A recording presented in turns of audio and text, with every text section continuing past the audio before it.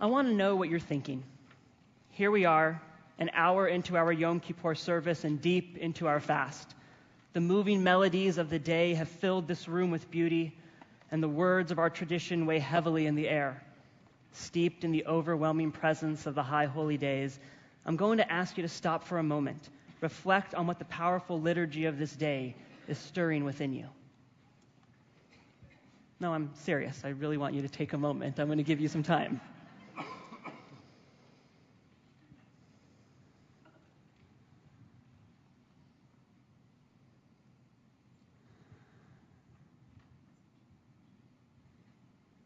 Okay.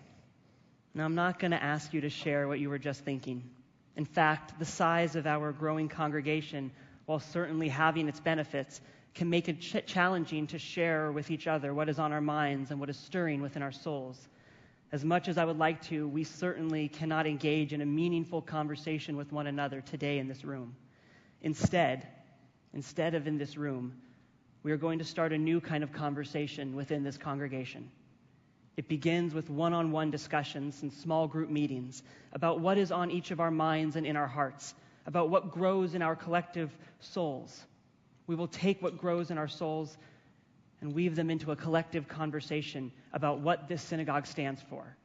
We will start right after these services up in our library as we will model this format of a one-on-one conversation. Now, over the past few months, we have been conducting an informal listening campaign here at our congregation. Congregants like Julie Bank, Bennett Tramer, Kate Levy, and Jocelyn Silverman have been connecting with other members of our community, learning about their concerns, their personal stories, their passions. Through one-on-one meetings and small group discussions, they have been asking their fellow congregants to share their stories, to reveal what keeps them up at night. And this is not just happening here in our congregation. All across this country in houses of worship just like ours, congregants are asking these questions of each other as a part of a process of re-examining how faith communities can engage in social justice. Congregational organizing is the process of understanding who we are as a community at our most fundamental level. Who are the people that make up this community, and what is it that they care about? What we learn from these face-to-face meetings, these one-on-one discussions, the shared passions and overlapping concerns that we discover, this will drive a new social justice initiative in our congregation. In many ways, these new initiatives will be more meaningful, more powerful, and hopefully more effective because they will be fueled by our own stories, by the problems we have confronted personally, by the problems that we experience in the lives of our friends and of our families, by the issues that touch us deeply. This is a bottom-up process. By harnessing the personal flame that burns within each of us, we can together light a torch of justice and discover the true extent of the social power that lies within these walls. Over the next few months, we are going to be engaging more of you in this campaign. We want to learn from you. We want to hear from you. We want you to share your stories and your concerns. We want to know your passions. Maybe your story is one of concern for and frustration with our public education system. Classrooms are overcrowded. Children do not get the individualized attention they deserve. Our kids, the kids in this room, are affected by this. Their school experiences are often shaped by budget concerns and misguided policies, and they suffer as a result. Maybe your story is one of concern for the state of our planet and frustration with the practices and economic forces that continue to threaten its future. These feelings may be driven by worry over the problems we are creating for our children and our grandchildren. Maybe on a trip abroad, you see how poor countries, those who have nothing, are affected by this climate change. Or maybe you feel a sense of personal responsibility as a consumer to remediate the effects large industry has had on our environmental landscape. Or maybe, like so many of us in this room, your story is one of concern for the faces of homeless and the working poor men and women we pass daily on the streets in Los Angeles and Santa Monica. Frustration with our failure to create an effective social safety net. Maybe your interactions with these people is brief, but we can understand that within us, it strikes a powerful feeling of sadness, guilt, and fear. Fear that one day we too could be in their shoes. Your story, whatever it might be, is a real one. It speaks of real issues in our community. By articulating your story, you can find the issues or issues about which you are passionate, on which you want to take action. As a community, we will gather these stories and weave them together into a unified voice for justice. Our collective acts of social justice will then be rooted and fueled by our personal stories and our passions. Through this listening campaign, we will learn to translate our private problems into public issues. And we will build in our congregation a coalition of conscience to address these issues and effect change. This process, this new approach to social justice is called community organizing. And we have some great examples in our reform movement of just how effective and powerful it can be. Take, for instance, Kivi Kaplan, a Jewish philanthropist and one of the great Reform Jewish activists of the last century. Kaplan was deeply involved in our reform movement and the creation of our movement's Religious Action Center, the organization that runs the Litaken social action seminars that our confirmation kids attend each year in D.C. He also served as president of the NAACP in the late 1960s. When asked why he dedicated his life to civil rights and the cause of justice, Kaplan explained that when he was a young man, he walked by a building with a sign that posted, "No blacks or Jews allowed." Kaplan said that he decided at that moment to spend the rest of his life fighting that sign and all that it stood for. This was Kaplan's story. That experience touched his soul, and he responded, but he didn't respond alone. He gathered individuals from all walks of life, individuals who would have never met but for the fact that they all had been hurt or offended by that sign or signs just like it. This is the essence of community organizing and of what we are seeking to do here at our congregation. By focusing our collective power to affect change on those issues that have touched members of our community personally, we can turn our everyday rants about what is wrong in our society into powerful communal chants for change. We are not just telling our stories so that we can share them with one another. We are seeking partners to help take our stories and turn them into platforms for justice. Our community organizing effort has the potential, however, to do even more for this congregation. Yes, this process will help us identify issues of communal concern and give new direction to our social justice efforts. But the process of engaging in intimate conversations with one another about the issues that touch our lives and our hearts, this will help us create a new and more profound relationships within our congregation. Each of us here at University Synagogue is so very lucky to be a part of a community of thoughtful and caring individuals.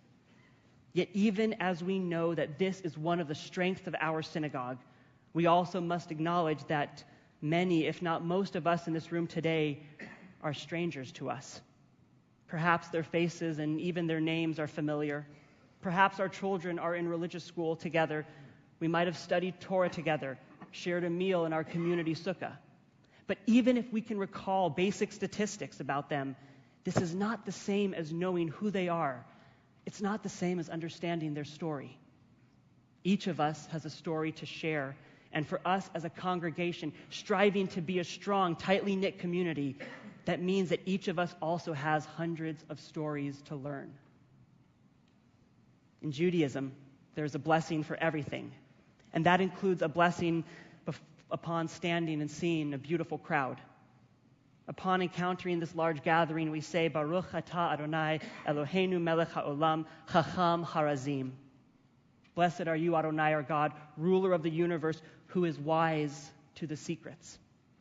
This blessing acknowledges that each of us possesses a personal story, one not immediately obvious from our appearance or our everyday interactions, and thus every crowd, every gathering of individuals contains vast mysteries, and only God is truly wise to those secrets. But the difference between a crowd and a congregation is that a crowd is a gathering of strangers who may have come together for a common purpose, but whose lives are not permanently linked. The individuals in a crowd will eventually go on their separate ways, return to their separate lives, and think only in passing of the others they met once in a large crowd. A congregation, however, is a community of people who have chosen to link their lives to one another. We celebrate simchas, joyous occasions, together. We observe holidays together. We share each other's grief with one another. We encounter God together. And to be a congregation, it is not enough to merely assemble. We must uncover each other's secrets so that we can know each other, learn from one another, take each other's causes, and hopefully in time stand up in front of each other and not say this blessing of secrets. Now, this idea of meeting, of knowing one another, this is not new to our tradition. Thousands of years ago, King Solomon, famous for his wisdom, understood that connecting with fellow Jews and sharing our stories was a sacred obligation, and one that would strengthen our commitment to one another and to God. We learn from the Midrash that when King Solomon built the temple, he wanted it to serve as a true meeting place that would facilitate meaningful encounters among the people. He designed 2 gates to the temple, so that although there are 2 points of entry, the paths leading to the temple would converge. Thus, those walking from one gate and those walking from the other gate would meet face to face and have a conversation. The gates served as a meeting place. They forced us to connect. But the Midrash continues. When the temple was destroyed, they transported those conversations into the synagogue. In fact, the Hebrew word for synagogue, Beit Knesset, translates literally as a house of assembly. The synagogue is a meeting place. It is a place where we come to meet God and where we come to meet each other. And we must strive to make it a place where we uncover each other's stories, connect over our shared concerns, as well as our unique experiences. But what's the alternative? The alternative is to allow ourselves to remain in the dark about our fellow congregants, remain to a certain extent blind to their stories. This kind of darkness, though not as extreme, is reminiscent of the darkness God imposed on the Egyptian people at the time of our Exodus. The great biblical commentator Rashi explained that the darkness brought by the 9th plague was so thick that the Egyptian people could not see one another. The Rabbi taught that this is the worst kind of darkness because it means that people are unable to see the pain and the distress of their neighbors. They are unable to see what they are experiencing. In fact, that kind of crushing darkness where one cannot see a person standing right in front of him is immobilizing. It stifles personal interaction and can paralyze a society. Now, I do not mean to suggest that our congregation suffers from this kind of darkness. In fact, in the years I have been with University Synagogue, I have been struck by the warmth and openness that characterizes this community, and I thank God every day for bringing us together. But that does not mean that there is no room for improvement, that the relationships we have with one another here cannot benefit from some additional light. And what is it that we hope our community organizing initiative will do? It will bring us together. It will bring us into the light. Through the many conversations that we will have with each other, we hope to shed light on each other's story and together raise a torch that illuminates our collective identity as a congregation, our shared goals, and our communal path to justice. In thinking about this initiative and what it can mean for our congregation, the great possibilities that it has for us, I was reminded of a favorite Talmudic story. Rabbi Eliezer fell ill, and his friend Rabbi Yochanan went to pay him a visit. When Rabbi Yochanan walked in and saw his friend lying in the dark room weeping, he walked up to him and asked, "My friend, why do you weep?" Rabbi Eliezer looked up with tears in his eyes.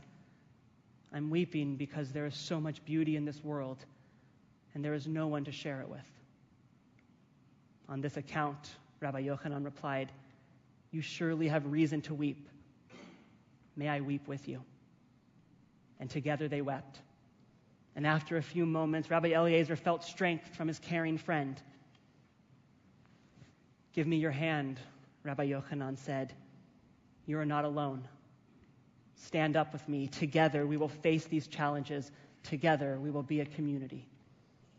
Rabbi Eliezer dried his eyes, gave him his hand, and together they walked out of the dark room.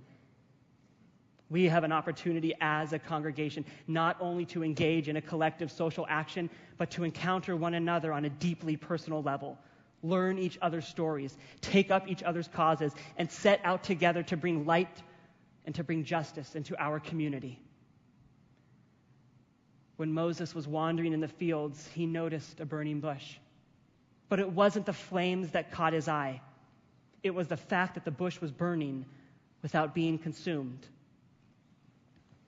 So how do we take our passions, our concerns, our stories, our fire for justice? How do we burn without being consumed? By sharing it with others. You see, God couldn't burn alone. God needed to share his fire with Moses, and thus we need to share our fire with one another. In so doing, we can strengthen our community, bring more light into this world and to each other's lives. We ask that in this coming year of 5773 that you join us. Join us on this campaign. Share with us your stories. Answer our phone call when we call you in the days and the weeks and the months to come. Respond to our emails. Share with us your stories. Let's take our personal passions and let's create a community that can truly walk into justice. Walk into this community with the torch that will truly change the brokenness in our world. Kenya Hiratzon, may this be God's will.